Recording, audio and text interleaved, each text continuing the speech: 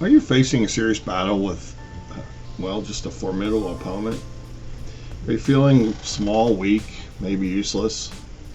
And maybe there are only some small talents you have and something about you that you can draw on to defeat the giants in your life.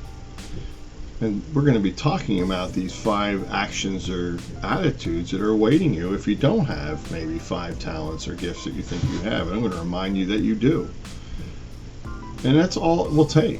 And I'm sure, like David, you too will not need a huge army or the top of the line best weapons designed by man, or even all that a soldier is required to wear to keep him safe while he's in the battle. My name's Jim Wallace. I'm with staff at Crossroads International Church, and this morning I want to remind you that you just need a whole lot of faith, and a whole lot of faith in something like an awesome God to face down the giants in your life. Why am I thinking about slaying giants today? Here's a few reasons. First, because I know so many folks are getting laid off, so many folks are fighting sickness and disease, and so many folks that, they need to restore relationships, and they've lost so much in the last year and a half. And so this devotion is really dedicated to them. And we at Crossroads International Church want to be a place where we can provide hope and let people know they're not alone, to let them know that God is fighting for them, and we also are standing with them. And secondly, I'm facing my own giants. And I personally needed a reminder of what happens when a whole lot of faith in an awesome God is put into action. You may need to be reminded of that today yourself, and that is truth. And I hope that we can agree together that although the Lord may call each of us to stand and fight, the battle's always His. So what does David and Goliath teach us? Many of us know the story, and it has become more or less a cliche. The little guy with no chances meets a big guy with every advantage, and he wins. And it's kind of like when the Eagles won the Super Bowl over that great dynasty team, the New England Patriots. The cheering, the crowds went wild, the horns were honking, the fireworks are going off around the whole Philadelphia area all through the night.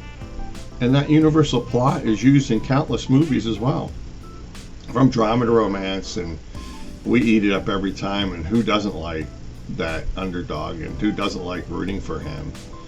But this famous story, and found in 1 Samuel 17, goes much deeper. And this week, as way of introduction, we're going to look at some of the highlights. And if you have time, you can read the entire story in 1 Samuel 17. And because we're going to be looking at this over the next several Mondays. And first of all, David faces down a giant. And the story begins with this giant being. He is hurling mocking insults at the army. He's hurling mocking insults at God. He's hurling mocking insults at anybody. He is basically out there trash talking. It's funny, I mentioned football earlier. It's a famous venue where people trash talk. And Goliath is just pleading with them. He's saying, I defy the armies of Israel today to send me a man who will fight me.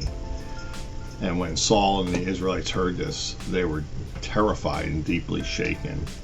David was too young to join the army that season and to fight alongside his brothers, so he stayed back with his father, and he was tending to his father's sheep. But one day his father, Jesse, sent him out to the battlefield to bring his brothers some provisions, some food, and to check on their welfare. But when David heard Goliath mocking God of Israel, he was outraged. Reads like this: David asked the soldiers standing nearby, what will a man get for killing this Philistine and ending this defiance of Israel? Who is this pagan Philistine anyway, that he is allowed to defy the armies of the living God? So David decides he's going to prepare to battle this giant, and despite his youth, despite his inexperience on the battlefield, he pleads with King Saul to let him fight. And that's what he's going to do. And although Saul tries to outfit him in his own armor, David goes out to fight the battle with his own sling and 5 small stones, and he gets out of a riverbed nearby. And And we find in this story that as David triumphed over the Philistine with only one sling and a stone, for he had no sword, then David ran over and pulled Goliath's sword from his sheath and used it to kill him and to cut off his head. And I don't know what giants you have around you that are intimidating you, that are threatening you, that are antagonizing you today, but I do know God has given you the 5 stones that you need, and this is what we're going to be talking about in the coming weeks. The stones of commitment, the stones of courage, the stones of communications, the stones of capability, and the stones of confidence.